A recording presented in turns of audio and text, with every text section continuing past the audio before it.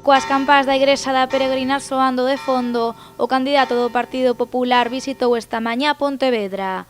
O fixo para poñer fin a unha das campañas electorais máis atípicas dos últimos tempos.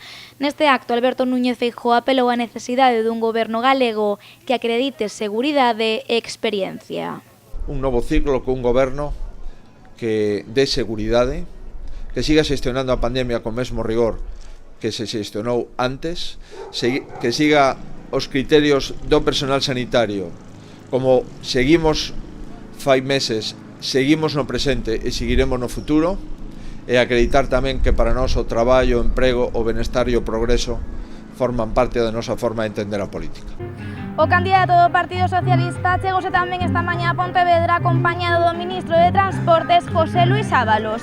Gonzalo Caballero pediu o voto para o Partido Socialista, o único voto útil para o cambio en Galicia. Un cambio que se centrará en reforzar os servizos públicos, en especial, como di este mural, a sanidade pública. Os socialistas somos a única garantía para unha reconstrucción mellor. Quero presidir o Goberno de Galicia para sair defendendo os servizos públicos, para defender o estado do benestar, para xerar emprego de calidade, para que ningún galego quede atrás.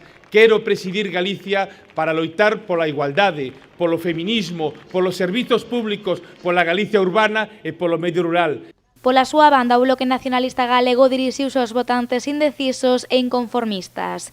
O candidato nacionalista pola provincia de Pontevedra asegurou ter moi boas expectativas de cara ao domingo.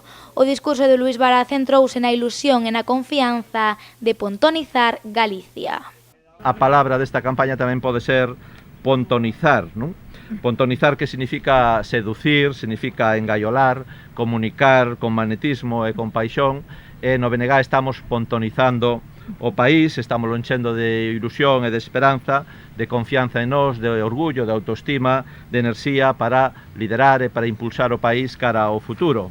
Os candidatos dos tres principais partidos apelaron á mobilización do voto e fixeron un chamamento a todos os pontevedreses para acudir ás urnas este domingo.